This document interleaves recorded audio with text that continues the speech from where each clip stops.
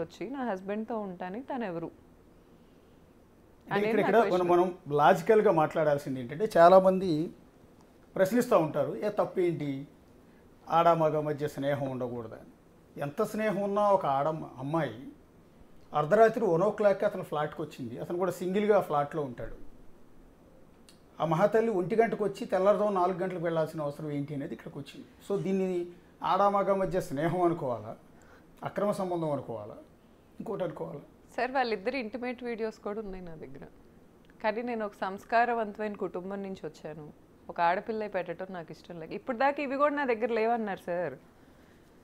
ఇతనికి ఒక టీం ఉంది, ఈ యాంటీ హిందూ యాంటీ నేషనల్ టీంని పట్టుకుంటాడు ఇతను. వాళ్ళు ఏంటంటారంటే నాకు మెసేజ్ల్లో లేకపోతే ఫేక్ యూట్యూబర్స్కి డబ్బులు ఇచ్చి ఏం మాట్లాడిస్తారంటే నా దగ్గర ఎవిడెన్స్లు లేవంట. అతని తలకొరువు అతనే పెట్టుకుంటున్నట్టు నా దగ్గర ఉన్నాయి, నేను వదలట్లా. ఎందుకంటే అతని మీద ఒకప్పుడు ఉన్న ప్రేమ మీద రెస్పెక్ట్ అనుకోండి, లేకపోతే ఆ అమ్మాయి కూడా ఒక కుటుంబానికి చెందిన ఆడది కదా, ఎందుకు చేయటం అనే పాయింట్లో నేను వదలట్లా. కానీ వీళ్ళకి ఆగదు అది.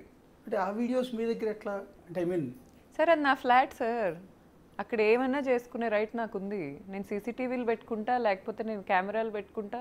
What ever. అంటే బెడ్రూమ్లో సీసీ కెమెరాలు పెట్టారా? I have full rights to put anything sir.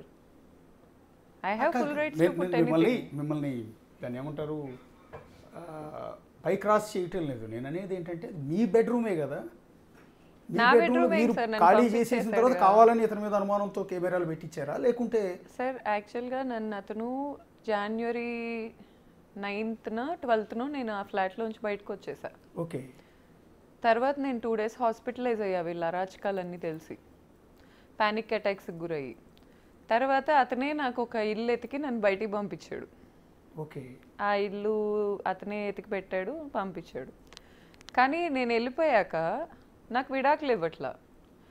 మళ్ళీ కలిసి ఉంటాను అని వచ్చి చెప్తాడేమో అనే హోప్ ప్రతి ఆడదానికి ఉంటుంది.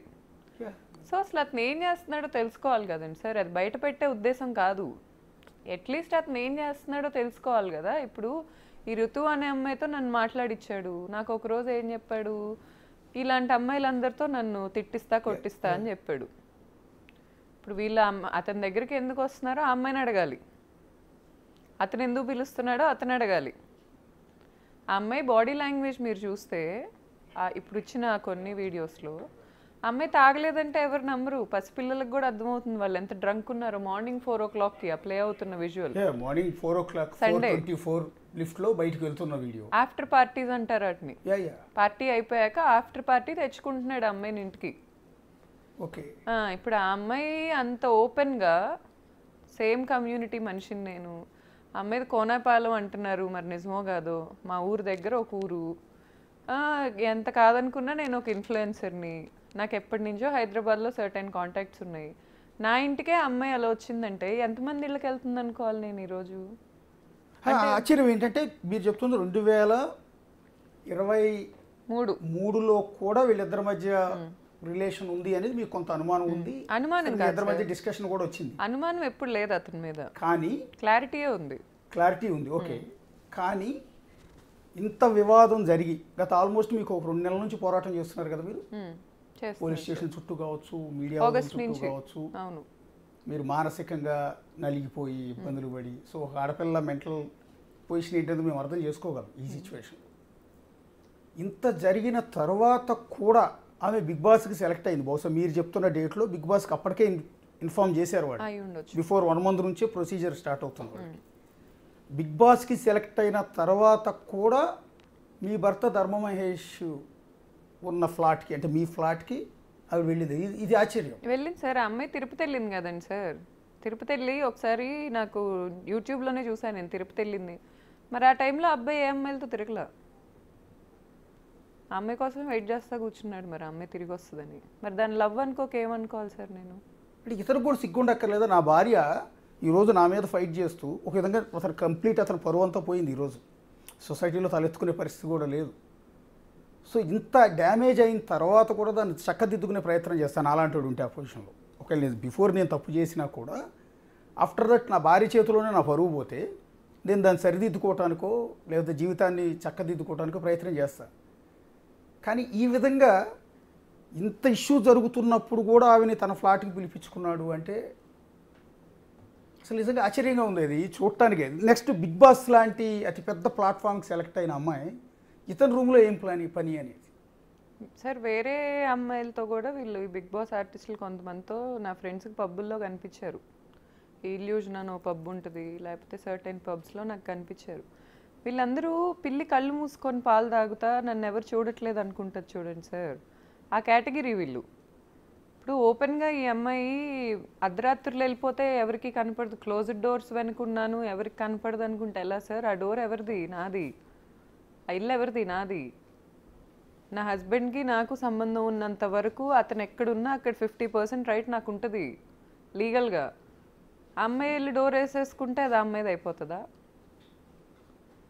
ఇప్పుడు నాకు చాలామంది సార్ పాపం మీ ఆయనే చెడ్డవాడు, ఆ అమ్మాయి ఏం చేసింది, ఈ టైంలో ఎందుకు అన్నట్టు మాట్లాడారు. నేను సింగిల్ క్వశ్చన్ అడుగుతా వాళ్ళందరినీ, నా పర్సెప్షన్లో వదిలేయండి. మీ అందరూ మాట్లాడే వాళ్ళందరికీ ఆడోళ్ళు చీపు. మాట్లాడే వాళ్ళకి, మాట్లాడని వాళ్ళ గురించి నేను మాట్లాడట్లా. మాట్లాడే వాళ్ళందరికీ ఇప్పుడు ఒక అమ్మాయి ఇంత గోత్రూ అవుతుంది అనేది మీకు చీపు. చైనా ఎంత పెద్ద దేశం, ఇప్పుడు ఇండియా పెద్ద దేశం, కొరియా డెవలప్ అవుతున్న దేశం. ఒక్కసారి ఆ సిటీస్లో బిల్డింగ్స్ ఎలా ఉంటాయి, స్ట్రీట్స్ ఎలా ఉంటాయి అనేది వీడియోలు పెట్టుకొని చూడమనండి యూట్యూబ్లో. ఎంత డెవలప్డ్ ఉన్నాయి. ఎందుకున్నాయి అంటే మీలాగా ఇంత చండాలంగా ఆలోచించక కూర్చొని ఒక అమ్మాయి ఓపెన్గా నా ఇంటికి నా పర్మిషన్ లేకుండా వెళ్ళి నా హస్బెండ్తో ఉంటుంటే వీళ్ళందరికీ ఆ అమ్మాయి మీద జాలేస్తుంది చూడండి. అక్కడే ఇంకేం డెవలప్ అయిద్దండి ఈ దేశం? నాకు అర్థం కాదు. మినిమం కామన్ సెన్స్ ఉండదా? నాకు చిరాకు వస్తుంది, ఎందుకంటే ఇంకా మేము ఇద్దరం విడిపోలే. సరే ఆ అబ్బాయికి సిగ్గులేదు, నేను డినై చేయను, లేకపోతే నన్ను నాకంత ముద్దుగా ఒక బిడ్డ ఉన్నాడు మమ్మల్ని వదిలేయాల్సిన అవసరం అతనికి లేదు. ఈ అమ్మాయికి నేను తెలుసు కదండి సార్. నా క్వశ్చన్ ఇక్కడ ఒక ఉమెన్హుడ్గా నేను అడుగుతున్నా, ఒక ఉమెన్హుడ్ని నేను రిప్రజెంట్ చేస్తా. ఎంతమంది ఉమెన్కి ఆ అమ్మాయి మీద జాలుందో నాకు తెలీదు, కానీ నేను ఇక్కడ ఒక ఉమెన్హుడ్ని రిప్రజెంట్ చేస్తా అడుగుతున్నాను. పెళ్ళాం ఊరు వెళ్తే సినిమాలో లాగా ఈ అమ్మాయి నా ఫ్లాట్లో దూరింది. ఎంతమంది ఫ్లాట్స్లో వీళ్ళు దూరుతున్నారు? అసలు ఈ అమ్మాయి సర్కిల్ ఏంటి? ఈ అమ్మాయి కాల్ డేటా తీయండి. ఎంతమంది షుగర్ డాడీస్ ఉన్నారు ఈ అమ్మాయికి? ఎంతమంది అబ్బాయిలు డబ్బులు కొల్లగొడుతుంది? ఇవన్నీ బయటికి తీయండి. అసలు ఈ అమ్మాయి వెనకెవరున్నారు? ఆన్సర్ ఇవ్వండి నాకు. ఇది పెద్ద సిటీ సార్ హైదరాబాద్ అనేది, వెరీ వెల్ డెవలప్డ్ సిటీ. నాకు ఇండియాలో ఢిల్లీ వెళ్ళినా ఈ ఫీల్ రాదు. ఇప్పుడు ఆ నిలోఫర్ కెఫే ఏరియా దగ్గర నించుంటే ఒక ఫారిన్లో ఉన్నట్టు ఉంటుంది. అంత డెవలప్డ్ సిటీ మంది. అలాంటి సిటీలో ఇంత ఓపెన్గా వీళ్ళు నేను ఒక ఇన్ఫ్లుయెన్సర్ని, నేను వాయిస్ చేయగలను అని తెలిసి కూడా ఈ అమ్మాయిలు ఇలాంటి పనులు చేస్తున్నారు అంటే వీళ్ళు వాయిస్ లేని ఇళ్లల్లో ఏం చేస్తున్నారు? ఒక ఆడదానికి వాయిస్ లేదు అని తెలిస్తే వాళ్ళ మొగుళ్ళతో వీళ్ళు ఎన్నో రాజకాలు చేస్తున్నారు. వీళ్ళ ఫోన్ డేటాలు తీయండి, వీళ్ళ వాట్సాప్ చాట్లు తీయండి. ఏం పని సార్ వీళ్ళకి? అంటే the biggest platform Bigg Boss అండి, హైయెస్ట్ వ్యూయర్షిప్ ఉన్న ప్లాట్ఫామ్ కూడా అది. అలాంటి ప్లాట్ఫామ్కి ఆమెను సెలెక్ట్ చేశారు. బేసిక్గా కాంట్రవర్సీతోనే సెలెక్ట్ చేశారు ఎక్కువ. ఎందుకంటే సోషల్ మీడియా ఆమె చేసే వీడియోస్ చూసి అయితే బిగ్ బాస్కి ఎంపిక చేయలే. ఆమె మీద వచ్చిన కాంట్రవర్సీతోనే ఆమెను సెలెక్ట్ చేశారు. ఇప్పుడు ఆవిడ 2 వారాలు దాటి 3వ వారం బిగ్ బాస్లో ఉంది. ఆమెను కొంతమంది ఆదరించేవాళ్ళు కూడా ఉన్నారు, ఆవిడ కొంతమంది ఫ్యాన్స్ ఉన్నారు. ఫ్యాన్స్ ఓట్లే బట్టే కదా ఇన్ని వారాలు. వాళ్ళందరికీ మీరు ఏమైనా చెప్పదలుచుకున్నారా?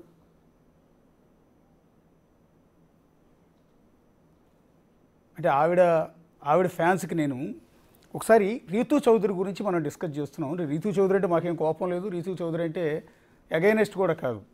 వరుసగా 2 కాంట్రవర్సీల్లో ఆవిడ బిగ్ టీవీ వేదికగా ఆవిడ గురించి డిస్కస్ చేస్తుంది. ఒకటి బిగ్ బాస్ బయట ఉన్నప్పుడు బిగ్ టీవీలో డిస్కస్ జరిగింది. బిగ్ బాస్ లోపలికి వెళ్ళిన తర్వాత మళ్ళీ బిగ్ టీవీలో ఆవిడ గురించి డిస్కషన్ జరుగుతోంది. ఒకసారి ఇష్యూ జరిగినప్పుడు అది మేమే రైజ్ చేసాం.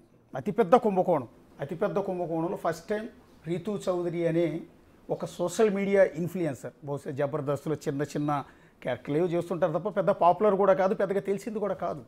కానీ ఒక రాజకీయ పార్టీతో ముడిపడి ఉన్న కొన్ని 100 కోట్ల భూ స్కామ్లో ఆవిడ పేరు బయటకు వచ్చినప్పుడు డిస్కషన్ చేస్తే నా పాపం ఏమి లేదు, నాకు సంబంధం లేదు, నేను ఆ శ్రీకాంత్ విడిపోయాను అంటూ ఎవడో చెప్పుకునే ప్రయత్నం చేసింది. సరే, అదే శ్రీకాంత్ అనే వ్యక్తి పరిగెత్తుకుంటూ స్టూడియోకి వచ్చాడు, ఏదో చెప్పుకునే ప్రయత్నం అతను కూడా చేసేసాడు. నా భార్య అని అంటాడు, మా ఇద్దరి మధ్య పెళ్ళి అయింది అంటాడు, కానీ అన్ని 100 భూములు ఆవిడ పేరు మీద రిజిస్ట్రేషన్ చేయలేదంటాడు. సో ఆ రోజు మొత్తం డాక్యుమెంట్స్తో సహా తీసి చూపించాము. సో ఇప్పుడు బిగ్ బాస్ లాంటి ప్లాట్ఫామ్ మీదకి వెళ్ళి ప్రస్తుతం ఒక రియాలిటీ షోలో పార్టిసిపేట్ చేస్తున్న రీతు చౌదరి అదే బిగ్ బాస్కి వెళ్ళే ముందు మన స్టూడియోలో ఉన్న గౌతమి చౌదరి గారి సొంత ఫ్లాట్కి ఆమె భర్త ఉన్న గదిలోకి వెళ్ళి కొన్ని రోజుల పాటు సీసీ ఫుటేజ్లో దొరికిపోయారు అడ్డంగా. సరే, ఏ అపార్ట్మెంట్కైనా ఎవరైనా వెళ్ళొచ్చు, స్నేహితులు ఉండొచ్చు, బంధువులు ఉండొచ్చు, ఇంకొకళ్ళు ఉండొచ్చు. అర్ధరాత్రి 1 గంట నుంచి తెల్లవారుదాం 4 గంటల వరకు వెళ్తారనేది ఇక్కడ విచిత్రం, విడ్డూరం, ఆసక్తికరం. సో దాని గురించే మనం ఇక్కడ డిస్కస్ చేస్తున్నాం. ఇలా ఒకసారి బిగ్ బాస్ వ్యూయర్స్కి ఏం చెప్తారండి మీరు? బిగ్ టీవీకి కాదు, బిగ్ బాస్ వ్యూయర్స్కి. ఎందుకంటే ఆమె 2 వారాలు కొనసాగింది అంటే చాలామంది ఓట్లేసారు ఆవిడకి. సో నెక్స్ట్ వీక్ కంటిన్యూ అవ్వాలన్న వాళ్ళ ఓట్లే కీలకం. సో ఇలాంటి టైంలో ఆమెకు సంబంధించిన ఈ వీడియో బయటకు వచ్చింది. అది కూడా పర్టికులర్గా మీ కాపురంలో చిచ్చు పెట్టడానికి ఆవిడే కారణమని మీరు చెప్తున్న నేపథ్యంలో మీ బెడ్రూమ్లో స్వయంగా ఆవిడకి సంబంధించిన వీడియోస్ కూడా రికార్డ్ అయిన ఈ సందర్భంలో బిగ్ బాస్ వ్యూయర్స్కి రీతు చౌదరిని ఎంకరేజ్ చేసి ఆదరించి అభిమానించే ప్రేక్షకులకి ఏం చెప్తారు? సార్, మనకి విజయవాడ, మా ఊరు నందిగామ, విజయవాడ నుంచి ఈ స్పేస్కి వెళ్ళిన ఉంది రీసెంట్గా. వాళ్ళ గురించి ఎవరు పట్టించుకోరు. నేనేం చెప్తున్నానంటే, వీళ్ళకి ఎండ్ ఆఫ్ ద డే ఏ మనిషికైనా ఈరోజు కావాల్సిన డబ్బు. ఎండ్ ఆఫ్ ద డే కూర్చొని నా బ్యాంక్ బ్యాలెన్స్ ఏంటి, రేపు అప్పులు ఏంటి, ఈఎంఐలు ఏంటి, ఇదే ఆలోచిస్తాడు ప్రతి వ్యక్తి. ఇట్లాంటి వాళ్ళని ఆదరిస్తే అసలు అలాంటి ఎక్స్పెక్ట్ చేయకండి. ఇది ఇప్పుడు మనీ రొటేషన్ ఒకటి ఉంటుంది. రియల్ ఎస్టేట్ అనే బిగ్ థింగ్స్ నుంచి స్టార్ట్ అయ్యి ఇలాంటి చిల్లర పనుల వరకు ఈ రొటేషన్ జరుగుతూ ఉంటుంది మనీ. ఇట్లాంటి వాళ్ళు రొటేట్ చేయకపోవటం వల్ల జరిగే లాస్ అయితే ఏం లేదు. కానీ వీళ్ళు ఏం చేస్తున్నారంటే, ఇలాంటి వాళ్ళని పెద్దోళ్ళని చేసి ఇన్ఫ్లుయెన్సర్ అనేవాళ్ళు, షియారా ఫెరెగ్నీ అని ఒక ఉంటుంది, ప్యారిస్కి చెందిన ఒక ఇన్ఫ్లుయెన్సర్. ఆమె షియారా ఫెరెగ్నీ అనే బ్రాండ్ పెట్టి కొన్ని వేల కోట్లు సంపాదిస్తుంది. కెమిలియా కోయెలో అని ఒక ఉంటుంది, స్పెయిన్, కొన్ని వేల కోట్లు. మన హైదరాబాద్లో ఇన్ఫ్లుయెన్సర్స్ గురించి ఎత్తితే బిజినెస్ చేసే ఇన్ఫ్లుయెన్సర్స్ వీళ్ళకి ఎక్కరు. నీట్గా పద్ధతిగా బతికే ఆడపిల్లలు ఎక్కరు. అందం కావాలా, ఈ కాదు కావాల్సింది, ఈ సోది మసాలా. దీనివల్ల మగాళ్ళకి ఖర్చు అవుతుంది, లేకపోతే ఆ పెళ్ళాలు లేనప్పుడు కాస్త ఎంటర్టైన్మెంట్ వస్తుంది, కానీ ఒక జాబ్ జనరేట్ అవ్వదు, ఒక ఇండస్ట్రీ రాదు. ఓన్లీ మగాళ్లే కష్టపడితే దేశం డెవలప్ అయిందంటాం అబద్ధం. ఆడాళ్ళ కష్టం కూడా ఉంది. కానీ ఆడోళ్ళని ఎండ్ ఆఫ్ ద డే ఇలా హింస పెట్టే ఆడోళ్ళని మీరు ఎంకరేజ్ చేస్తూ ఉంటే మీ పిల్లలకి రేపు జాబ్లు ఉండవు. నేను చెప్పేది లాజిక్లెస్గా అనిపిస్తుంది, ఎందుకంటే కామన్ సెన్స్ లేనోడే అట్లాంటి వాళ్ళు ఫాలో అవుతాడు. చాప్రీస్కి అలాగే అనిపిస్తుంది. నేను చెప్తుంది ఏంటంటే, నిజంగా రెవెన్యూ జనరేట్ చేసి 10 మందికి ఉపాధి ఇస్తున్న ఇన్ఫ్లుయెన్సర్స్ని ఆదరించండి. వరల్డ్లో ఇన్ఫ్లుయెన్సర్స్ అలా బతుకుతున్నారు. ఈరోజు కూర్చొని ఇదే డ్యాన్స్ వేస్తేనో లేకపోతే ఇదేస్తేనో కాదు, ప్రొడక్ట్స్ పెడుతున్నారు, సర్వీసెస్ పెడుతున్నారు, మార్కెటింగ్ చేసుకుంటున్నారు, వరల్డ్కి రీచ్ అవుతున్నారు. ఇట్లాంటి వాళ్ళని ఆదరించి ఇట్లాంటి వాళ్ళని ఏం చేస్తారంటే వీళ్ళు ఇట్లాంటి వాళ్ళని పెద్దోళ్ళని చేసి దేనికి పనికిరాని వ్యక్తులుగా మిగిలిపోతారు ఫర్ ఎవర్. హైదరాబాద్లో ఎవరో వచ్చి బిజినెస్ పెట్టుకునే పరిస్థితి లేదు. చాలా తెలివైన వాళ్ళందరూ ఇక్కడే ఉన్నారు. ఇలాంటి వాళ్ళు ఈ పక్కన ఇళ్ళల్లో కాపురాల్లో పెట్టే ఇంట్రెస్ట్ కనుక ఏమన్నా బిజినెస్ మీద పెడితే చాలా బాగుపడతారు. ఈరోజు నేను ఒక వ్యక్తిని ఇంత బిజినెస్ చేసుకుంటున్నాను, లేకపోతే ఎంతో కొంత మా ఫాదర్ చాలా డిగ్నిఫైడ్ ఫ్యామిలీ, ఇలాంటి ఫ్యామిలీ నుంచి నేను వచ్చి ఇక్కడ కూర్చొని మాట్లాడుతున్నానంటే ఈ అమ్మాయి వాళ్ళు వచ్చి మాట్లాడుతున్నాను. ఈ అమ్మాయి వెనుక సపోర్ట్ చేస్తున్న వాళ్ళందరూ కూడా ఏమాత్రం అయినా సిగ్గుంటే సిగ్గుపడండి, అంతకుమించి నేనేం చెప్పలేను. ఎందుకంటే మీరు ఒక పనికొచ్చే ఇన్ఫ్లుయెన్సర్ని చైనాలో ఈ ఇన్స్టాగ్రామ్ ఇలాంటి యాప్స్ ఇలా పనికొచ్చే వాళ్ళని ఎక్కువ అల్గోరిథం బూస్ట్ చేస్తుంది. కానీ ఇండియాలో చాప్రీస్ని బూస్ట్ చేస్తుంది, ఎందుకంటే ఇలాంటి వాళ్ళు ఫాలో అవటం వల్ల. కేవలం చాప్రీస్నే పైకి తీసుకెళ్తుంది. ఒక ఆడది ముందుకొచ్చి ఇన్ఫ్లుయెన్సర్ వరల్డ్ని వెళ్తున్నారు ఇప్పుడు ఇన్ఫ్లుయెన్సర్స్ అంటే, ఇలాంటి ఆడియన్స్ లేక వేరే దేశాల్లో వీళ్ళకి ఏంటంటే ఎక్కడో ఒక చోట పని చేసుకొని వచ్చాక ఓ అవునా వీడితో ఇది తిరిగిందా, అవునా ఇది ఇలా చేసిందా, ఇదే కావాలి. సర్టెన్ వ్యక్తి ఒక బిజినెస్ పెట్టిందంటే మనకు వద్దు, ఎక్కడున్నారో అక్కడే ఆగిపోతారు సార్. చెప్తున్నా కదా, ఇలాంటి ఆడవాళ్ళని ఆరాధించడం మొదలు పెడితే మనం ఆటవికం నుంచి ఇక్కడికి వచ్చాము, ఇక్కడి నుంచి ఆటవికానికి వెళ్తున్నామో తెలుసుకోవాలి. 2025లో కూర్చొని ఒక లీగల్గా నాకు అగ్రిమెంట్ ఉన్న ఫ్లాట్లోకి ఒక అమ్మాయి ఫేమ్ ఉంది కదా అని దూరుతుంది అంటే